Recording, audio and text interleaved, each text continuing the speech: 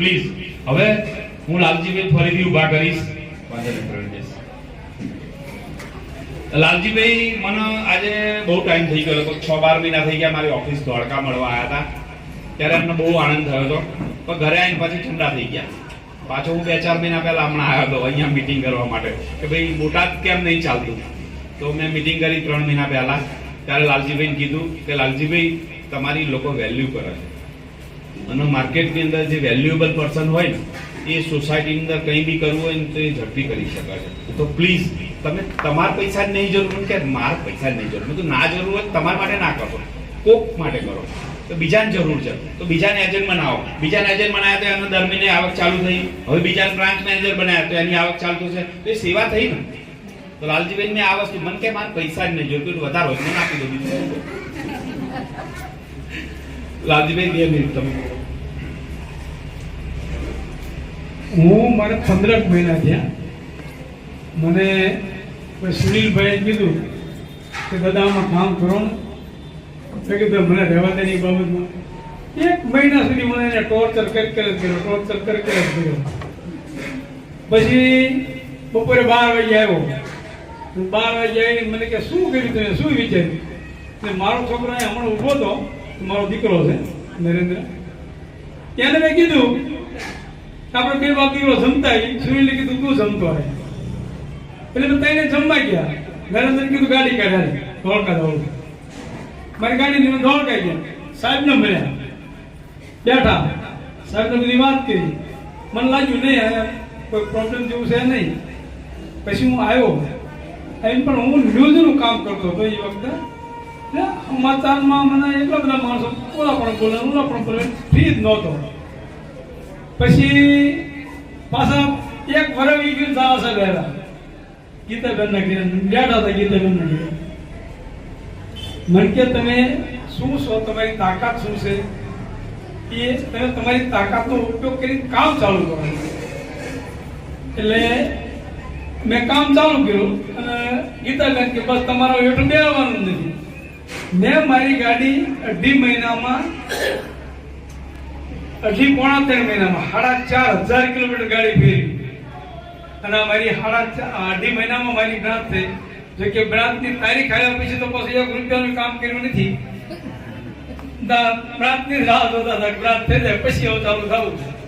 એટલે હું લગભગ ટૂંક સમયમાં મારા નીચે 3 બ્રાન્ચ તો થવાની તૈયારી થઈ ગઈ છે. અને હું ટૂંક જ સમયમાં આસિસ્ટન્ટ જનરલ મેનેજર થઈ જઈશ એ ફાઇનલ છે. અને એ ગીતાબેન અને સાહેબના હું ખૂબ ખૂબ આભાર માનું છું કે સાહેબે મને ફરી વખત ઊભો કર્યો અને ગીતાબેન મારી સાથે દોડ્યા. હવે એમણે સપનું જોઈ રહ્યા છે એની જોબ તમને આપી દઉં કે 25,000માં મંડળી બ્રાન્ચ તો આપે છે. પણ તમે બ્રાન્ચ કરી તો તમારી જોડે જેટલા એડવાઇઝર છે તમે નહીં ઈચ્છતા કે એ લોકો બ્રાન્ચ કરે 25,000 કમાય? ઈચ્છો છો કે નહીં? અને 3 મહિના થાય એટલે 25,000ના 45,000 થઈ જતા હોય છે. અને તમારી નીચે અત્યારે હાલ જે સ્કીમ છે એ પ્રમાણે 9 કરતા વધારે બ્રાન્ચ મેનેજર બની જાય એટલે તમે આસિસ્ટન્ટ બનો છો. આસિસ્ટન્ટ એટલે મહિનાની આવક કેટલી હોય છે? 1 લાખ પ્લસ ચાલુ થાય, 3 મહિના પછી 1.5 લાખ થાય અને બીજા 3 મહિના પછી 2,07,500. તો લાલજીભાઈ રિટાયરમેન્ટ એજમાં આટલા પૈસા લઈ જવા માંગે કે પૈસાની જરૂર નહીં પણ લાગ્યા તો અહીંયા જ છે. તો લાલજીભાઈને આસિસ્ટન્ટ જોવા માંગો છો તો પહેલા તમારે બ્રાન્ચ મેનેજર બનવું પડશે. તો તમારું બ્રાન્ચ મેનેજર બનવાનું ફાઇનલ કે ભાઈ અમે બ્રાન્ચ મેનેજર બનીશું. કે આસિસ્ટન્ટ થશે એટલે એની અંદર એના બેનિફિટ્સ ઢગલો હોય છે. તો એના બેનિફિટ શું હોય છે એ બી તમને જણાવી દઉં કે દરેક વ્યક્તિ પોતાનું આધાર કાર્ડ લઈને રોજ લોન લેવા જાય છે ગમે ત્યાં. તો એની સ્પેશિયલ બ્રાન્ચ બી અહીંયા થઈ જશે બધી. તમારા જીવનમાં ગમે એટલાનું ખાતું છે કે નહીં પણ આપણું ફાઇનાન્સ છે આરાધના બચત સહકારી મંડળી લેવી જોઈએ. એ રીતે આપણી બીજી એક ફર્મ છે આશુતોષ ફિનકોર્પ પ્રાઇવેટ લિમિટેડ જે આરબીઆઈ રિલેટેડ છે. આરબીઆઈ એનું લાયસન્સ આલેલું છે એટલે આપણે એનું બ્રાન્ચ બી અહીંયા ખોલી શકીએ છીએ. તો જ્યાંના બી નાણાકીય જરૂર હોય તો પોતાનું આધાર કાર્ડ લઈ લોન લઈ જઈ શકાય. તો જો એવી બ્રાન્ચ મળતી હોય તો આપણે એમાં યોગદાન આપવું જોઈએ કે નહીં? 100% આપવું જોઈએ. કે દરેક વ્યક્તિ અહીંયા બેઠા છે ને એમે કોકે તો આધાર કાર્ડ ઉપર લીધેલી છે મારી જરૂર છે ચલો લઈ આવીએ. એ લોકો આપી જાય તો સેમ બ્રાન્ચ એ બી અહીંયા બની શકે છે, પણ એના માટે કોઈ પણ એક આશ્રિતન જોઈએ તો ત્યાં એ બ્રાન્ચ મળી શકતી હોય છે. હવે લાલજીભાઈનું જે હતું એ અહીંયા ઘણા બેન ભાઈ બેઠા છે, એમનું બી એ જ હશે કે મારે જરૂર નહીં, પણ લાલજીભાઈ બોલાય એટલે અમે આયા છે. તો હું તો કહું ભગવાન તમને કોઈ દિવસ જરૂર ના પડવા દે, તમારી જોડે એટલા પૈસા હોય, હું એવી પ્રાર્થના કરું છું. પણ આપણા માટે નહીં કરવાનું, આપણે કોઈકને કામ આલીએ તો કોઈકનું સારું થાય, આપણે એ ભાવનાથી કામ કરવાનું. ઘણા માણસો એવા હોય છે નહીં જરૂરિયાત, ત્યાં સરસ છે, અમારા ઘરમાં સરસ ચાલે, સરસ રહે, ભગવાન રોજ આખી જિંદગી સારું રાખે, પણ આપણે હંમેશ માટે કોકરા માટે વિચારવાનું અને બીજાને સુખી કરવાની ભાવના રાખશો ને તો જીવનની અંદર તમે દુઃખી નહીં થાવ. તો કરવું જોઈએ નહીં આપણે એ રીતે. લાલજીભાઈ આવી ગયો પાછું આશીષ લો.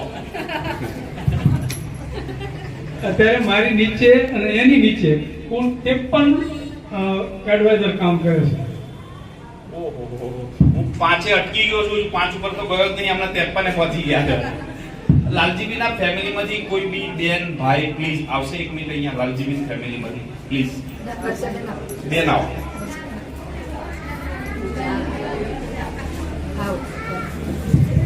કેમ કે આરાધના કરવાનું ચાલુ કરે ને ફેમિલીમાં કોઈ, પછી ઘરમાં શું ડિફરન્સ આવે છે ને એ જોવાનો છે.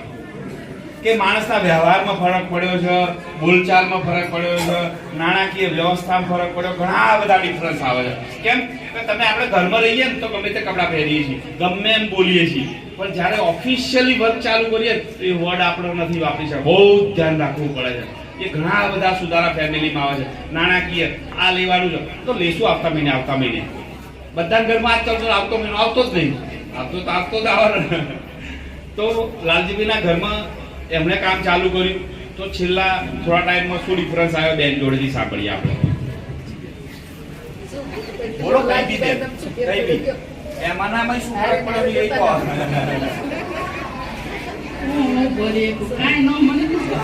કઈ બી બેન, કઈ બી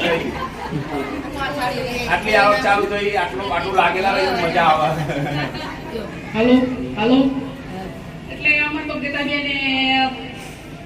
ગીતાબેન નો ફોન આવ્યો અને અમે ગીતાબેને કીધું કે લાલજીભાઈ તમે કરો તો સારું છે. તો અમે પીછે 2 જણા ગીતાબેન આગળ ગયા અને ગીતાબેન ને લઈને ફરાર રાખ્યા 1 મહિનો લગી ફરાર રાખ્યા. રાતે 1 વાગ્યા લગી અમે સૂતા નથી સાહેબ. આ લગી અમે ગાડી લઈને દોડ્યા રાખ્યા છે. એટલે અમે પહોંચ્યા છે. બસ હું બીજું કાંઈ એ ન બોલી કે જેટલું કમિશન આવે છે એ બધું મને દેવાનું છે.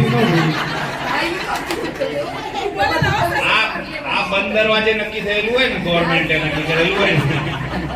મારી ઓફિસ નક્કી બધું કમિશન માર લેવાની તમારા ભાઈ બોલે લખવાની તો બોલાઈ જશે.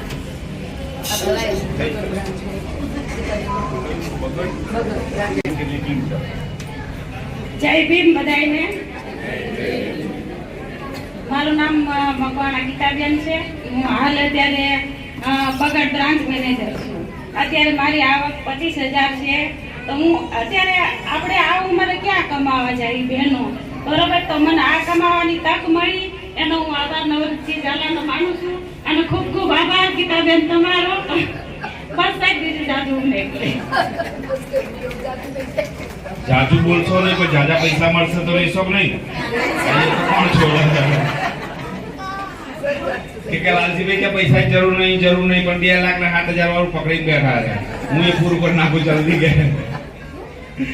એટલે દરેકને ભગવાન કોઈની જરૂરિયાત ના પાડે, પણ એટલા નાણાં આપે કે ગમે તે માંગે તો પાછો ના જોવો જોઈએ મારા ઘરેથી. કે તારી જરૂરિયાતો મને યાદ કર તમતા, હું બેઠો જ છું. ખાલી એક જ વસ્તુ હોવી જોઈએ, તારું મારી ખાતું હોવું જોઈએ. ઓકે, ક્લિયર છે? કોઈ બ્રધર બોલશે પ્લીઝ, કોઈ વડીલ? તમારે બોલવું છે? હા પ્લીઝ, નરેશભાઈ પ્લીઝ. તમને